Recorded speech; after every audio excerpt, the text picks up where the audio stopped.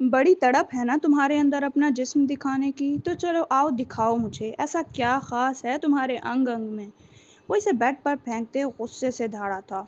माइजा को यकीन ना आया था, वो तो ऐसे कपड़े पहनने की आदी थी, पर कभी इसे किसी ने मना नहीं किया था। और अब ये नौकर जिसे इसका निकाह हुआ था, वो इस पर पाबंदियां लगा रहा था। तुम होते कौन हो, यू ब्लडी नौकर? मुझे बताने वाले कि मुझे कैसे कपड़े पहनने हैं और कैसे नहीं। मैं ऐसे ही छोटे छोटे कपड़े पहनूंगी। वो एक अकलौते दौलतमंद बिजनेसमैन की अकलौती बेटी थी, मगर इसे मालूम ना था कि इसका शौहर एक मामूली नौकर नहीं बल्कि इस मुल्क का सबसे अमीर शख्स था। क्या वाकई तुम्हें बताऊं कि मैं कौन होता हूँ? वो इसके गिरेबान के अंदर हाथ डालते हुए बोला, जिस पर इसकी आंखें फटी की फटी रह गई थीं। ये एक डिस्को का मंजर था जहाँ जहालत और बेबाकियां अपने उरूज पर थीं। ऐसे में वहाँ शर्तों का खेल उरूज पर था। वहाँ निहायत बेबाक शर्तें दी जा रही थीं, जिनको पूरा करने पर वो लोग खुशी से चिल्ला उठते, और जो पूरा ना कर पाता इसकी तौहीन कर दी जाती। ऐसे में माइजा, जो एक अमीर कबीर बाप की बेटी थी, वो भी अपने दोस्तों के साथ यहाँ मौजूद थी और अपने दोस्तों पर नजरें गाड़े बैठी थी, जिनकी बारी आ चुकी थी। हाँ तो तुम आगे आओ सुजैन, और यशब को किस करो। शहजाद की आवाज़ पर सारे ही हूटिंग करने लगे थे, जबकि माइजा दिलचस्पी से यह सब देख रही थी। तुम्हें क्या लगता है माइजा, क्या सुजैन कर पाएगी यशब को किस? फेरोजा ने इसके कान में घुसते हुए पूछा था, जिस पर वो कंधे उचका कर रह गई थी, और अगले ही पल वो हुआ था जिसकी किसी ने उम्मीद ना थी। सुजैन बेबाकी से उठती हुई गई और यशब के लबों पर झुकी थी। इनको देखकर सभी की आंखें फटी की फटी रह गईं, मगर अगले ही पल यशब इसका भरपूर साथ देने लगा था और इसके गिर्द अपने हाथ बांध चुका था। वो लोग हलाल और हराम का फर्क भूल बैठे थे। अपनी जगह पर वापस आते सुजैन ने आईब्रो झुकाकर माइजा को देखा था, जैसे कहना चाह रही हो, मैं किसी भी डेयर से नहीं डरती। अब बारी थी माइजा की, और इसको भी सुजैन ने यही डेयर दिया था कि वो उन्हीं के ग्रुप के लड़के फैज़ान को किस करे।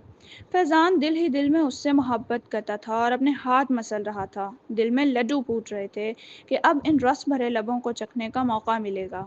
जब वो एक अदा से इसके सामने आती खड़ी हुई थी और इसके माथे से होंठ तक एक लकीर खींची, मगर अगले ही पल वो दंग रह गया था जब वो ये बोली, you are not my type. ये कहते वो बालों को झटका देते वहां से हटती चली गई थी, जबकि सुजैन की आंखों में चिंगारियां भर गईं। सुजैन बेबी, मेरा स्टैंडर्ड इतना लो नहीं है कि मैं किसी के भी मुंह लग जाऊं। फिर कहते वो वहां से जा चुकी थी। पीछे सुजैन अपनी मिठियां भेजते रह गई। वो अपनी इस दोस्त की अकड़ तोड़ना चाहती थी, तभी वो फैजान के पास गई, जो हद तक से सुर्ख चेहरा लिए खड़ा था। फैजान, क्या तुम माइजा को अपना बनाना चाहते हो, हाँ या ना? वो एकदम सुर्ख आंखें लिए इसकी जानिब देखते हुए इसके कान में सरगोशी करते हुए बोली, जिस पर वो हैरान रह गया। हाँ चाहता तो हूँ, मगर कैसे? वो बेयकीनी से बोला, हाथों की मुट्ठियां कस कर भींच रखी थीं, क्योंकि लोग अभी भी इसे तमस्कुर उड़ाती नज़रों से देख रहे थे, जो पल पल इसके गुस्से को और बढ़ा रही थीं। मैंने इसकी ड्रिंक में नशा आवर दवा मिला दी थी, और अभी वो ऊपर रेस्ट रूम में रेस्ट करने गई है। यकीनन इस पर नशे का असर हो रहा होगा। जाओ और इसे अपना बनाओ, आज रात किसी भी सूरत, ताकि वो किसी को मुंह दिखाने लायक ना रहे, और तुम्हारे से शादी के अलावा इसके पास कोई और चारा ना बचे, और फिर इसे हमेशा सिर्फ तुम्हारे ही मुंह लगना पड़ेगा, समझे? वो इसके कंधे पर अपने नाखून दबोच कर बोली, जब वो भी नशे में बहकता हुआ तेजी से इस कमरे की जानिब लपका था और तेज कदमों से अंदर बढ़ने लगा था, चाबी लिए जहां वो अपना सर थामे बैठी थी। जब माइजा ने अपनी धुंधली होती आंखें खोली तो फैजान को बगैर शर्ट के वहां पाया, तो उसकी आंखें फटी की फटी रह गईं। ए, तुम मेरे ऊपर क्या कर रहे हो?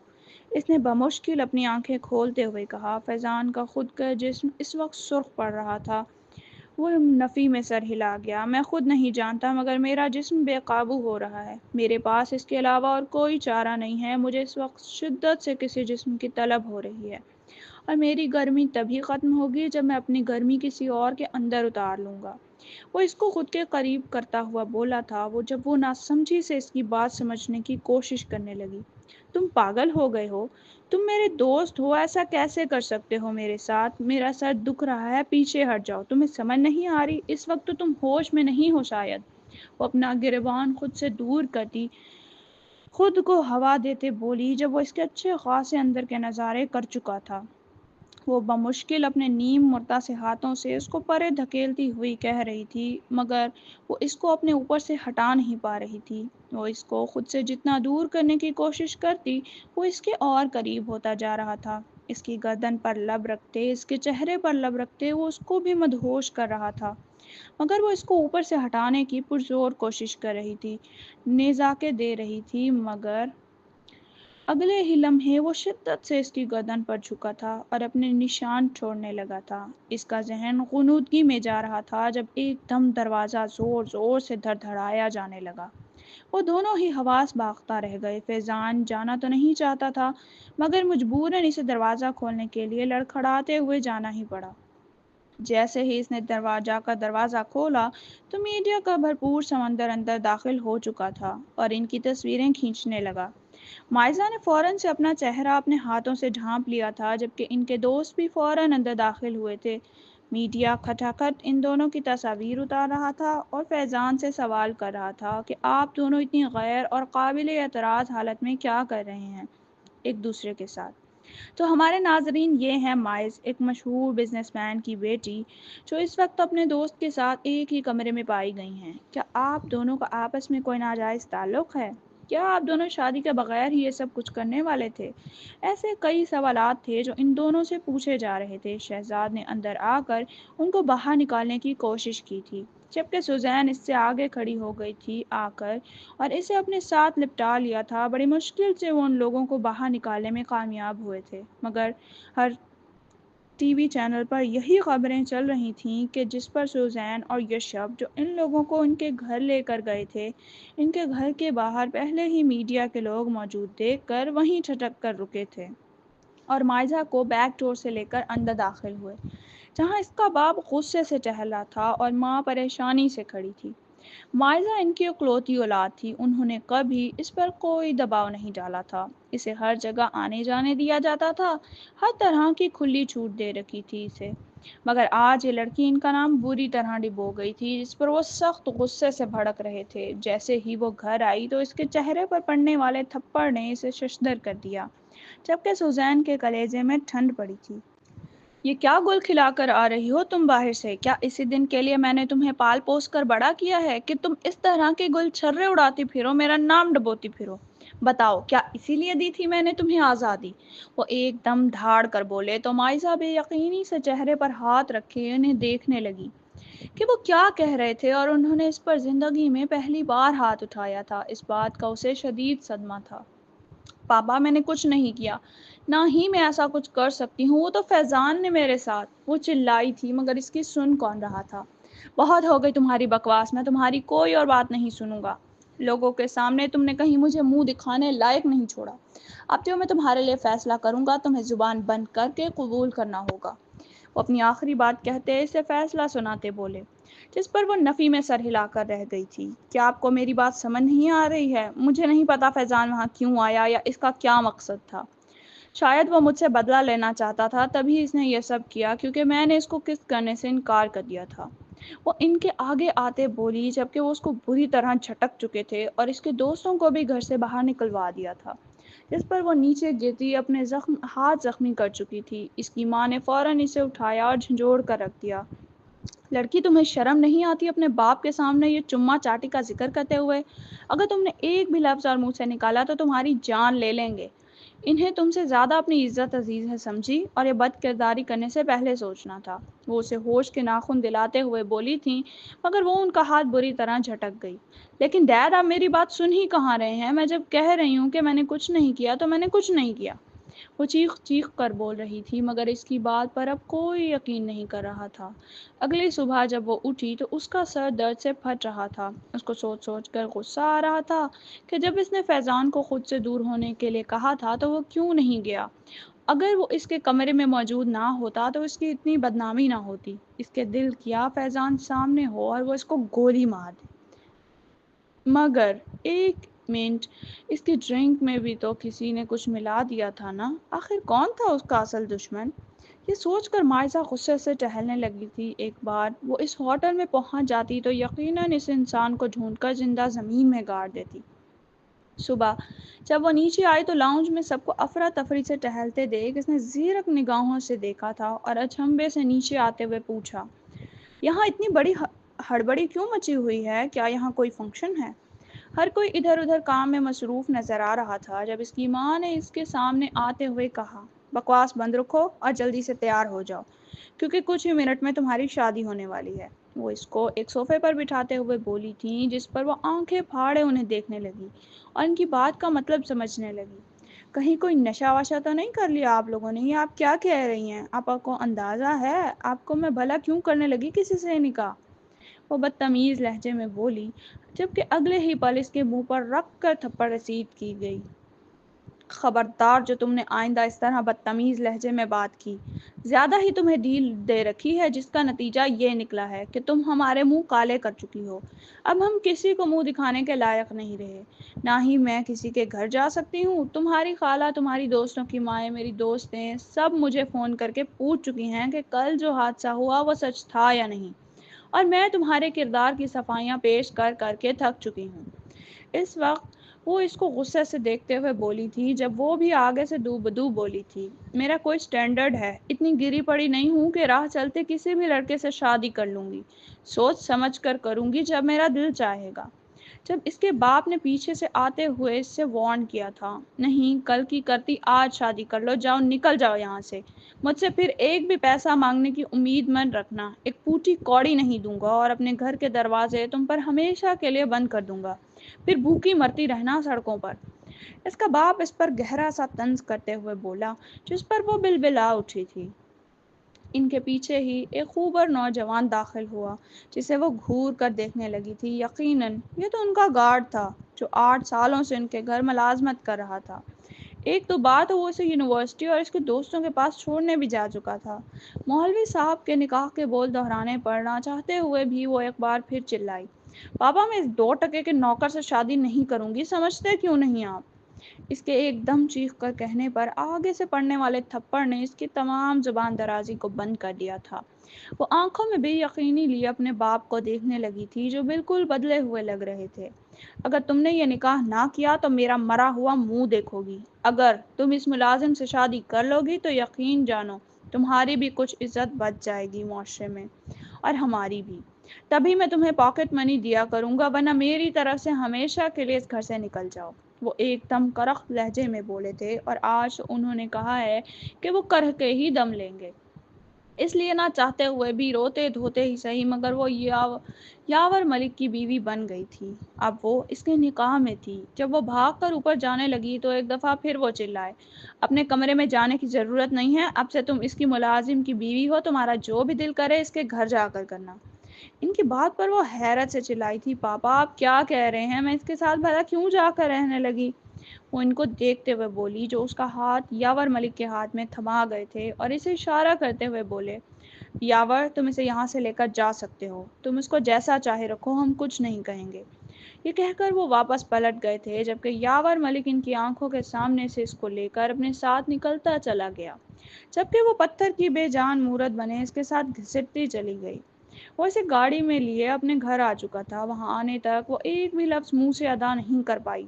وہ اتنے شوق کے عالم میں تھی کہ جب وہ گھر پہنچے تو اس نے یاور کے فلیٹ کو دیکھتے ہوئے ماتھے پر بل ڈالے اس سے کہا، اس چھوٹے سے ڈبے کو تم گھر کہتے ہو؟ مجھے اس سے بڑا گھر چاہیے۔ وہ ایک دم کڑ کر بولی تھی۔ جب اگلے ہی پل یاور کی سرخ آنکھوں کو اپنی جانب مڑتے ہوئے دیکھا تھا، وہ نکاح کے بعد شاید پہلی بار اب اس سے بولا تھا، میری بات کان کھول کر سن لو لڑکی، میں تمہارے باپ جیسا نرم دل نہیں ہوں، کھال ادھیڑنا اچھی طرح جانتا ہوں۔ جتنی تمہاری شکل اچھی ہے اتنی ہی اپنی زبان بھی اچھی رکھو، ورنہ تمہاری زبان کو اپنی زبان سے لگام دیتا میں اچھا لگوں گا کیا؟ یہ کہہ کر وہ اسے لیے اندر جا چکا تھا جبکہ وہ اندر آتے ہی اس کے ہاتھ جھٹک کر رہ گئی۔ او تو یہ ہے تمہارا اصل چہرہ، میں تمہاری شکایت لگاؤں گی پاپا سے، وہ ایک دم ضدی لہجے میں بولی۔ جب وہ چہرے پہ تمسخرانہ ہنسی سجائے بولا، ارے کھڑی کیوں ہو، ابھی جاؤ جا کر بتاؤ کہ پاپا مجھے آپ کا ملازم تنگ کر رہا ہے، اور تمہیں کیا لگتا ہے تمہارا باپ تمہاری بات مان لے گا؟ یہ مت بھولو کہ تم ایک رات کسی کے ساتھ گزار چکی ہو، اب مجھے کیا پتا کہ تم پاک رہی بھی ہو یا نہیں، کیا پتا تمہاری عزت لٹ چکی ہو، مگر پھر بھی میں تمہیں برداشت کر رہا ہوں۔ وہ ایک کے بعد ایک اس پر کاری وار کرتے ہوئے بولا جس پر وہ بلبلا کر رہ گئی۔ میں بالکل پاک ہوں، میرے ساتھ ایسا کچھ نہیں ہوا۔ اس دن تو فیضان زبردستی میرے ہوٹل کے کمرے میں آ گیا تھا، مجھے کیا معلوم تھا کہ یہ سب ہو جائے گا۔ تمہیں یقین کیوں نہیں ہے میری بات پر؟ وہ اپنے بالوں کو دبوچے چیخی جب وہ اس سے بھی اونچی آواز میں دھاڑا تھا کہ وہ ایک دم سہم گئی۔ بکواس بند کرو اپنی، اور مجھ سے آہستہ آواز میں بات کرو۔ یہاں انسان رہتے ہیں تمہاری طرح، میں نے 100 ملازم نہیں رکھ چھوڑے۔ اگر یہاں رہنا ہے، کھانا کھانا ہے تو میرے مطابق چلنا ہوگا۔ وہ اسے اوپر سے نیچے تک دیکھتے ہوئے بولا تھا، جس پر وہ کڑ کر رہ گئی۔ آخر کر بھی کیا سکتی تھی، پاپا نے گھر سے کوئی پیسہ تک دے کر نہیں بھیجا تھا، جس کے باعث وہ کسی ہوٹل میں ٹھہر جاتی، سو یہاں اس کے ساتھ رہنا مجبوری تھی۔ مگر یہ سوچ اس کے ذہن میں آئی تھی کہ وہ یہاں سے بھاگ کر اپنی کسی بھی دوست کے پاس جا سکتی تھی، مگر اگلے ہی لمحے اس کے ارمانوں پر اوس پڑ چکی تھی۔ اگر تم یہاں سے بھاگنے کا سوچ رہی ہو تو یاد رکھو، اگر میں نے تمہیں یہاں سے بھاگتے ہوئے دیکھ لیا تو تمہاری ٹانگوں کے اتنے چھوٹے چھوٹے ٹکڑے کروں گا کہ یقین جانو کسی کو نہیں ملیں گے۔ اگر تمہارے باپ کی فی الوقت ضرورت نہ ہوتی مجھے، تو اس وقت تم عزت سے میرے گھر پر موجود نہ ہوتی، ورنہ یقین جانو باہر لوگ تمہارے بارے میں جو باتیں کر رہے ہیں، اگر یہ تم سن لو گی تو شرم سے ڈوب کر مر جاؤ گی۔ اگر نہیں یقین آتا تو خود سنا دیتا ہوں میں۔ یہ کہتے ہوئے وہ وہاں فلیٹ میں لگی چھوٹی سی LCD پر نیوز لگا گیا۔ اپنے بارے میں اتنی شرمناک باتیں سن کر خبروں میں ہر جگہ وہ اپنا سر تھام کر بیٹھ گئی۔ آخر لوگ ایسے اس کے بارے میں اتنی بکواس کر سکتے تھے؟ وہ اس ملک کے مشہور بزنس مین کی بیٹی تھی، آخر اس کے ساتھ ایسا سلوک کیسے ہو سکتا تھا؟ وہ سسک رہی تھی، مگر یاور ملک کو اس پر رحم نہ آیا، کیونکہ اس کی نظر میں یہ غلطی اس کی تھی۔ آخر کیوں اس نے اپنے آپ کو اتنا سستا کر لیا تھا کہ اپنے ہی دوست کے ساتھ ایک کمرے میں چلی گئی؟ بے شک وہ اس کا دوست تھا، لیکن دوست کو دوست کی حد تک ہی رکھنا چاہیے تھا، اس کے ساتھ کمرے میں تنہا نہیں جانا چاہیے تھا۔ یہ بات اب اس کو سمجھ لینی چاہیے تھی۔ آخر یہ سب لوگ میرے ساتھ ایسا کیوں کر رہے ہیں؟ فیضان صرف میرا دوست ہے، اور اس کو اس انداز میں میرے ساتھ کیوں جوڑ رہے ہیں؟ وہ سسک کر اس کی طرف دیکھتے ہوئے بول رہی تھی، جب نہ چاہتے ہوئے بھی اس کی پریشان حال صورت دیکھ کر یاور ملک کے لفظ لبوں سے پھسلے۔ نامحرم کبھی بھی دوست نہیں ہوتا لڑکی، سوائے تمہارے شوہر، باپ اور بھائی کے۔ مگر تم نے ایک غیر لڑکے کو اپنے قریب آنے دیا، تم نے اجازت ہی کیوں دی اسے، اور اب تم یہ رونا دھونا مچا رہی ہو؟ وہ اسے جتاتے لہجے میں بولا تھا اور اندر چلا گیا، جبکہ وہ پیر پٹکتے رہ گئی۔ اس فلیٹ میں ایک ہی کمرہ موجود تھا۔ تنگ آ کر تھک ہار کے صبح سے وہیں پر بیٹھے بیٹھے وہ تھک چکی تھی۔ اسے لیٹنا تھا، اس لیے وہ دھڑلے سے اس کمرے میں داخل ہوئی تھی جہاں وہ شرٹ لیس بیٹھا تھا۔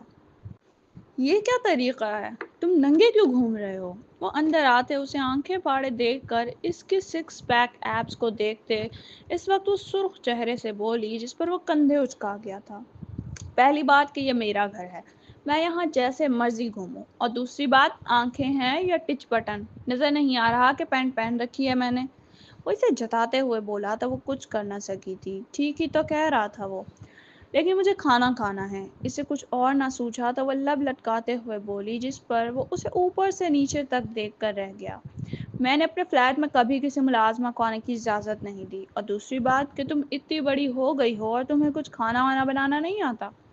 وہ اسے دیکھ کر حیرت زدہ سا سوال کرتا ہوا بولا تھا، جب وہ اپنا ناک پھلاتے ہوئے بولی، میرے گھر میں ڈیڈ نے کئی کوکس رکھے ہیں، بھلا مجھے کھانا بنانے کی کیا ضرورت؟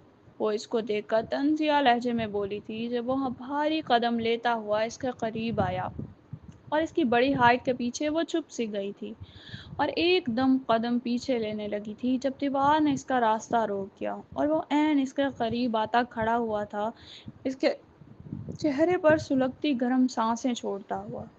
بیوی صاحبہ، آپ یہ بات جان لو کہ اگر تمہیں یہاں رہنا ہے تو کھانا بنانا تو سیکھنا ہی ہوگا، کیونکہ میں بھی اب تمہارے ہاتھوں کا ہی کھانا کھانا چاہتا ہوں۔ آج تو میں تمہیں کھانا بنا دوں گا، مگر یہ یاد رکھو کہ تمہیں کھانا سیکھنا ہے ہر حال میں، چاہے تو اس کے لیے یوٹیوب سے مدد لو یا کسی بھی ایپ سے۔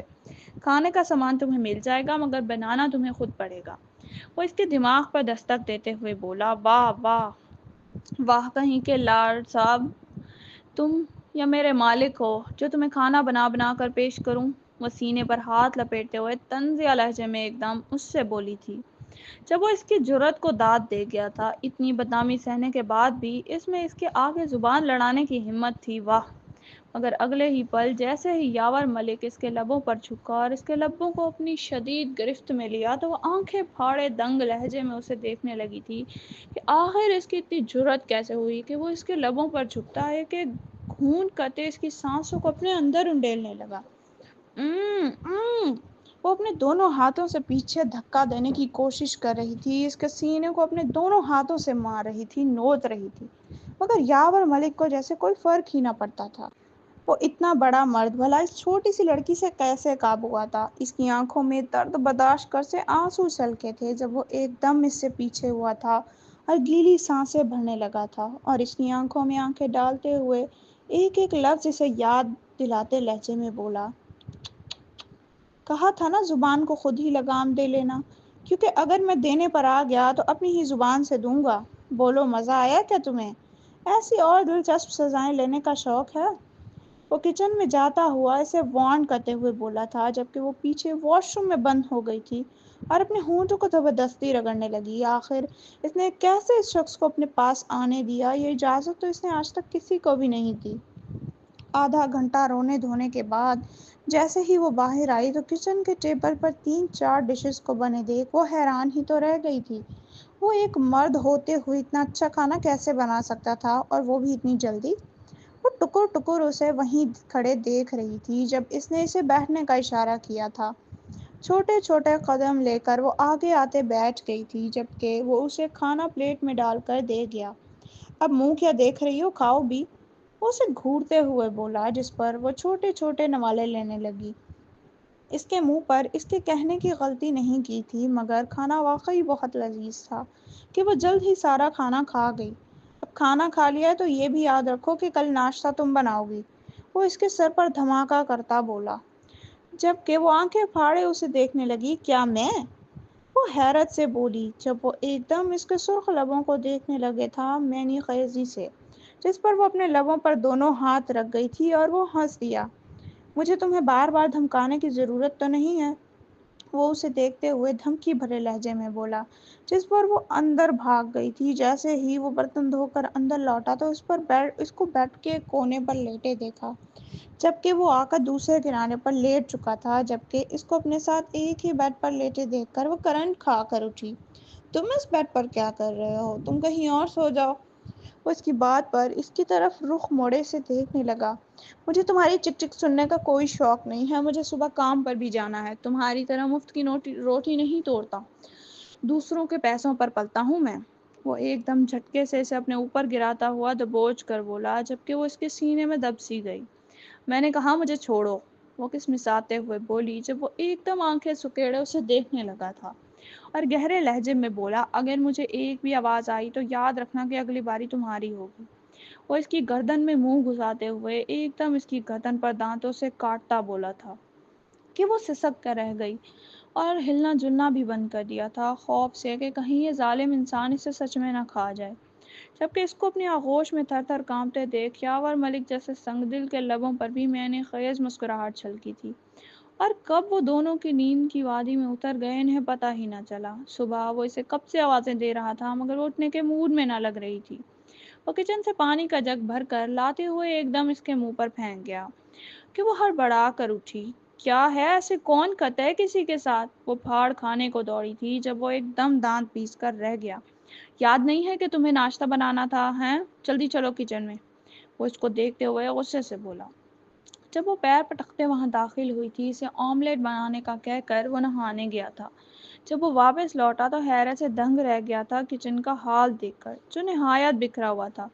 انڈے ٹوٹے ہوئے زمین پر گرے تھے اور کچھ انڈے کچے پین میں گرے ہوئے تھے۔ اسے دیکھ کر وہ سر تھام کر رہ گیا تھا۔ آخر کیا کرتا وہ اس لڑکی کا؟ اسے خطرناک تیور لیے اپنی طرف بڑھتے دیکھ وہ تھوک نکل کر رہ گئی تھی اور نفی میں سر ہلانے لگی، جبکہ وہ اس کے قریب آیا اور ایک پین چولہے پر رکھا۔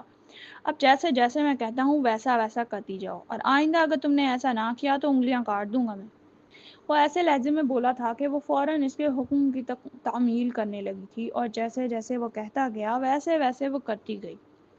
پیاز کاٹتے ہوئے اس کے جتنے آنسو بہہ گئے تھے وہ بتا نہیں سکتی۔ شاید ہی اپنی زندگی میں اس نے کبھی اتنے آنسو بہائے ہوتے جتنے پیاز کاٹتے وقت بہائے۔ کمینے انسان، میں تمہیں زندہ نہیں چھوڑوں گی۔ ایک بار میرے باپ کو مجھ پر ترس کھا کر واپس اپنے گھر میں بلا لینے دو، پھر دیکھنا میں تمہارا کیا حشر کرتی ہوں۔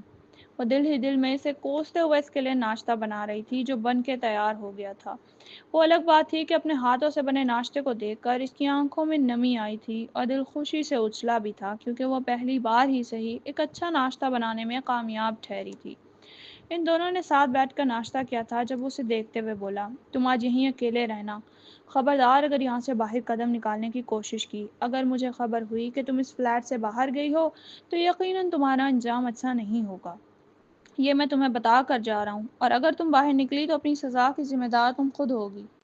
یہ کہتا وہ کام پر جا چکا تھا۔ پیچھے وہ اس کے جانے پر شکر ادا کر رہی تھی کہ شکر ہے کہ اس سے اس کی جان چھوٹی۔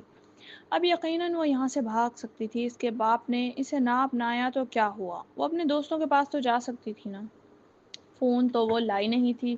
آخر کار جب وہ دروازہ کھول کر باہر جانے لگی تو دروازے کو تالا لگا دیکھ وہ پھوٹ پھوٹ کر رو دی تھی۔ اب وہ کیسے باہر جاتی؟ اس نے اپنا دماغ چلایا، فوراً اندر سے اوزار ڈھونڈ کر لاتے ہوئے دروازے پر مارتے ہوئے دروازے کا تالا توڑا اور دروازہ کھولنے میں کامیاب ٹھہری۔ وہ خوشی سے باہر بھاگی تھی، مگر اب تو اس کے پاس کرایہ بھی نہ تھا، پھر وہ کیسے جاتی؟ لیکن جلد ہی وہ ایک ڈرائیور کو ہائر کرتے وہاں سے فیروز کے گھر جا چکی تھی۔ فیروز کے گھر پہنچتے ہی وہ فوراً اندر گئی تھی۔ اس کی دوست اسے دیکھ کر دنگ رہ گئی تھی۔ او مائی گاڈ، کہاں تھی تم؟ کہاں کہاں نہیں ڈھونڈا تمہیں لڑکی؟ وہ پریشان حال سی بولی جب وہ سکتے ہوئے بولی، ڈرائیور باہر کھڑا ہے یار، پلیز اس کو پیسے دے دو، میرے پاس میرے پیسے نہیں ہیں۔ مائزہ کی بات سنتے اس نے حیرت سے اسے دیکھا، مگر کچھ پوچھے بغیر وہ ڈرائیور کو پیسے دے آئی۔ صبح سے 4 بجے تک اپنی دوست کے گھر ہی رہی تھی۔ اس کی دوست نے ہی اسے مشورہ دیا تھا کہ وہ نہا دھو لے، کیونکہ اس کا حال بہت برا لگ رہا تھا۔ اس نے اپنی کہانی اپنی زبانی اس کو کہہ کر سنائی تھی، جس پر اسے بھی دکھ ہوا تھا۔ ان دونوں کو ہی سمجھ نہیں آ رہا تھا کہ مائزہ کے ساتھ اتنا گندا مذاق کون کر سکتا تھا۔ آخر ان کی ڈرنک سے ہیر پھیر کس نے کی تھی، وہ سمجھ نہ سکے تھے، اور پھر ان دونوں نے ہی اپنے باقی دوستوں کو بھی اپنے مین کلب میں بلایا تھا جہاں وہ لوگ ملا کرتے تھے۔ وہاں آتے ہوئے اس نے اپنی دوست کا ہی ایک ایڈریس چینج کر لیا تھا جو گھنٹوں تک تھا نہایت شارٹ تھا، گلا بھی ڈیپ تھا۔ وہ اپنے دوستوں سے روتے ہوئے اپنے دکھڑے بیان کر رہی تھی، مجھے سمجھ نہیں آ رہی کہ یہ سب کس نے کیا، ہمیں یہاں کے اونر سے بات کرنی چاہیے، یشب اس کی طرف دیکھتے ہوئے بولا تھا جب فیضان لب بھینچ کر رہ گیا۔ اس کو تو یہ غم بھلائے نہیں بھول رہا تھا کہ اس کے ساتھ شادی کروانے کی بجائے مائزہ کے باپ نے اس کی شادی اپنے ملازم سے کر دی تھی۔ وہ جتنا سیخ پا ہوتا اتنا کم تھا۔ مجھے تو یہ سمجھ نہیں آ رہی مائزہ بی بی کہ تمہاری شادی تمہارے پاپا نے کیسے اپنے اس 2 ٹکے کے ملازم سے کر دی۔ تم تو کہتی تھی کہ تم کسی کو منہ نہیں لگاؤ گی، اب تمہارا سٹینڈرڈ اتنا گر گیا ہے کہ تم نے ملازم کو ہی منہ لگا لیا۔ سوزین منہ پر بچارگی لاتے ہوئے مگر اس پر طنز کرتے ہوئے بولی تو وہ اپنی ہاتھ کی مٹھیاں بھینج کر رہ گئی۔ سوزین، کم از کم تم تو اس طرح کی بات مت کرو، میرے باپ پر پتہ نہیں کیا جادو کیا ہے اس شخص نے کہ وہ کچھ سنتے ہی نہیں ہیں میری، اور زبردستی اس کے ساتھ نکاح کر دیا۔ سچ سچ بتاؤ، کیا ایک ہی رات میں اس نوکر نے ایسا کیا جادو کر دیا تم پر؟ کچھ تو ہوا ہوگا تم دونوں کے درمیان، ایک ہی کمرے میں رہتے ہوئے آخر دور کیسے رہ پایا ہوگا وہ نوکر تمہارا؟ سوزین نے اسے دیکھ کر پوچھا جب وہ اگلے ہی پل کاٹ کھانے کو دوڑی۔ بکواس بند کرو اپنی سوزین، اس طرح بات مت کرو مجھ سے، مجھے پہلے ہی بہت غصہ آیا ہوا ہے، یہ نہ ہو تمہاری اچھی خاصی بے عزتی کر ڈالوں میں۔ اس کے اتنے حد تک آمیز لہجے میں کہنے پر سوزین بھی اپنی زبان کھولنے سے باز نہ آئی۔ اور میڈم بس کرو، اپنے شوہر اور باپ پر تو تمہاری چل نہیں سکی تو تم اب یہاں آ کر مجھ پر غصہ اتارو گی؟ اس کو اسی لہجے میں اپنے آپ سے بات کرتے دیکھ کے مائزہ دنگ رہ گئی تھی۔ آخر اس کی دوست کو ہو کیا گیا تھا؟ جیسے ہی وہ اپنی شہرت کھونے لگی تھی اس کے رنگ ڈھنگ سامنے آنے لگے تھے۔ پلیز سوزین، یہ کیسے بات کر رہی ہو تم مجھ سے؟ اس کی ایک دوسری دوست سوزین کو دیکھتے ہوئے بولی جب وہ اس کا ہاتھ جھٹک گئی۔ صحیح تو کہہ رہی ہوں میں، اس کے پاس اب ہے ہی کیا، پورے معاشرے میں بے عزت ہو چکی ہے یہ، وہ حقارت بھرے لہجے میں بولی جبکہ وہ دنگ سی اپنی دوست کی بات سن رہی تھی۔ اس سے پہلے کہ وہ اس پر کوئی اچھا سا طنز کرتی یا کرارا جواب دیتی، مقابل کی آواز پر ان سب کو سانپ سونگھ گیا تھا۔ تمہیں میں نے منع کیا تھا نا کہ آئندہ تم اس غیر مناسب لباس میں نہ دیکھوں، تو پھر تم نے اتنے چھوٹے کپڑے کیوں پہنے اور ان آوارہ لوگوں سے کیوں مل رہی ہو تم؟ یاور ملک کی آواز نے جیسے اس کے رہے سہے اوسان خطا کر دیے تھے۔ وہ جھٹکے سے پلٹتے اسے دیکھنے لگی تھی جو سرخ رنگ آنکھوں سے اسے ہی گھور رہا تھا جیسے ابھی کچا چبا جائے گا۔ اگلے ہی پل وہ اسے بازو سے تھامے زبردستی لے جانے لگا۔ جب فیضان نے اسے بیچ میں پکڑنے کی کوشش کی، اے اس کو چھونے والے تم ہو کون؟ اسے ہاتھ بھی مت لگانا، زبردستی کے شوہر، دو طلاق، اسے نہیں رہنا چاہتی وہ تمہارے ساتھ، وہ یاور کو دھکا مارتے بولا جب اس کے پڑنے والے ایک مکے سے وہ زمین پر ڈھیر ہو گیا تھا اور درد سے کراہنے لگا۔ میرے سامنے یوں آ کر بکواس کرنے کی جرت تو کرنا بھی مت۔ کیا میں تم جیسے عیاش لوگوں کو نہیں جانتا کہ تمہاری فطرت کیا ہے؟ اگر میری بیوی بھولی ہے تو تمہیں کیا میں اس کا فائدہ اٹھانے دوں گا؟ ایسا بالکل بھی ممکن نہیں ہے۔ تم جیسے ذلیل اور کمینے لوگوں کو میں اچھی طرح سے جانتا ہوں، جو لڑکیوں سے ان کا فائدہ اٹھانے کے لیے ان کے ساتھ رہتے ہیں۔ وہ ان پر ایک حقارت بھری نظر ڈال کر اس کو وہاں سے کھینچتے ہوئے لے جانے لگا، جبکہ وہ اس کے پیچھے بڑھے تھے، مگر اس کا دبنگ انداز دیکھ کر کوئی بھی اس کے ساتھ کچھ نہیں کر پایا تھا، کیونکہ چاہے وہ اس کو جتنا مرضی روک لیتے، لیکن اس کا شوہر تھا، وہ اسے لے جانے سے روک نہیں سکتے تھے۔ تمہیں منع کیا تھا نا کہ گھر سے باہر مت نکلنا، تو پھر تم گھر سے باہر کیوں نکلی؟ وہ اس کا ہاتھ دبوچتے ہوئے بولا تھا کہ اس کی کرا بلند ہوئی، مگر وہ اس کی کوئی بھی کرا سنے بغیر اسے اٹھا کر گاڑی میں پٹکتے، ریش ڈرائیونگ کرتے واپس لے آیا۔ گھر لا کر وہ اسے زبردستی کھینچنے لگا تھا اور کمرے میں لا کر غرایا۔ بڑی طرف ہے نا تمہارے اندر اپنا جسم دکھانے کی، تو چلو آؤ دکھاؤ مجھے، ایسا کیا خاص ہے تمہارے انگ انگ میں؟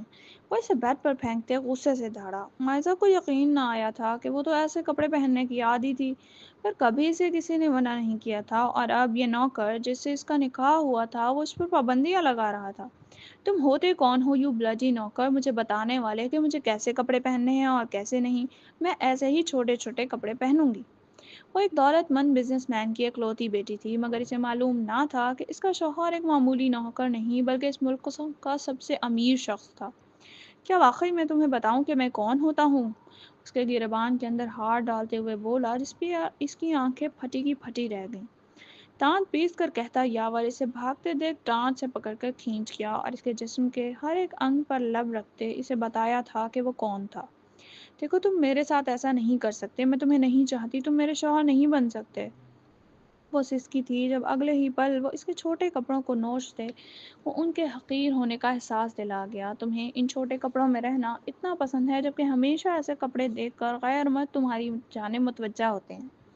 اپنے ہر ایک جملے سے اس کے کپڑوں کی توہین کرتے، اس کے کپڑوں کو تن سے جدا کر کے اسے اچھی طرح یہ بات واضح انداز میں بتا گیا تھا کہ یہ کپڑے اس کے نزدیک اتنے حقیر تھے کہ اپنے تن سے کپڑوں کو علیحدہ ہوتے دیکھ وہ سسک سسک کر روئی تھی۔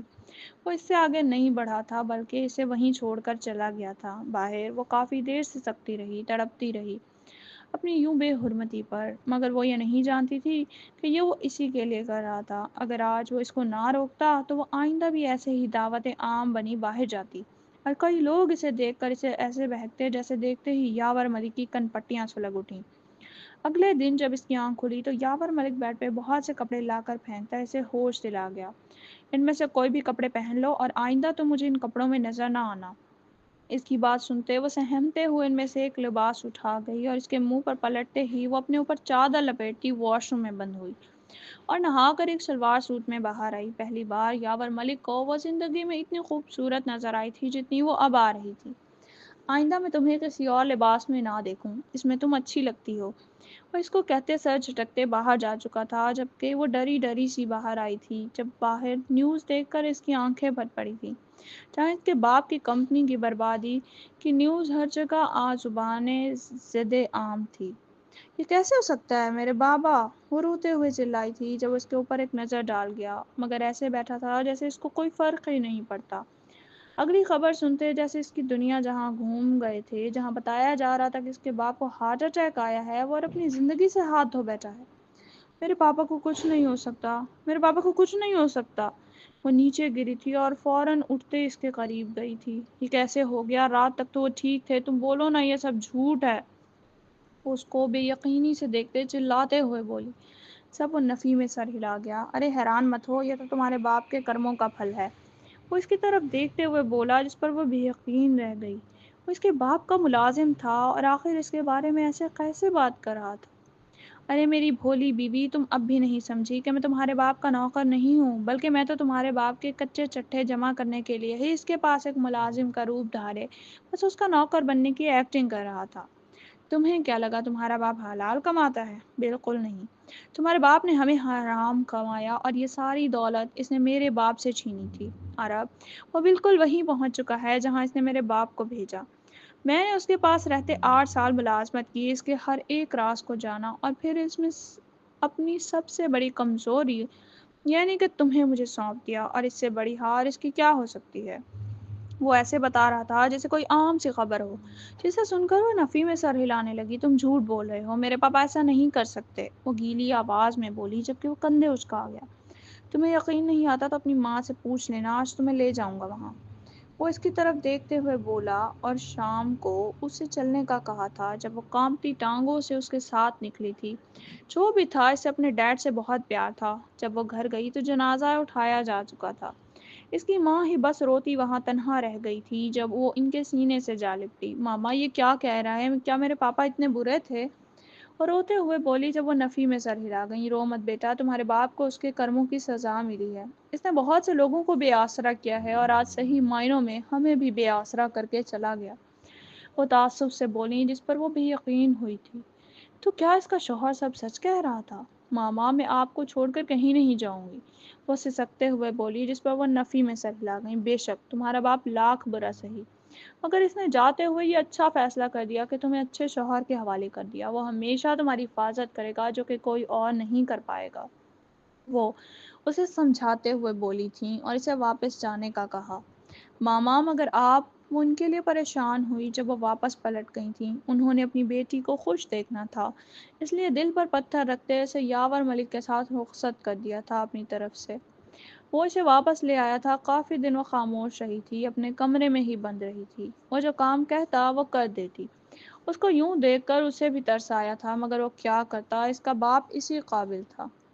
کافی دن سے اسے وہ مرجھائے چہرے دیکھ رہا تھا، اب تو وہ اسے لے کر اپنے عالی شان گھر میں آ چکا تھا، جہاں کی رونق دیکھ کر وہ پل بھر کو خوش تو ہوئی تھی، مگر اگلے ہی لمحے اس کی خوشی پر اوس پڑ چکی تھی، کیونکہ وہ اس شخص سے محبت نہ کرتی تھی۔ وہ اسے ہر طرح سے خوش کرنے کی کوشش کر چکا تھا، مگر وہ تھی کہ اس کے لبوں کو خوشی چھوتی تک نہ تھی۔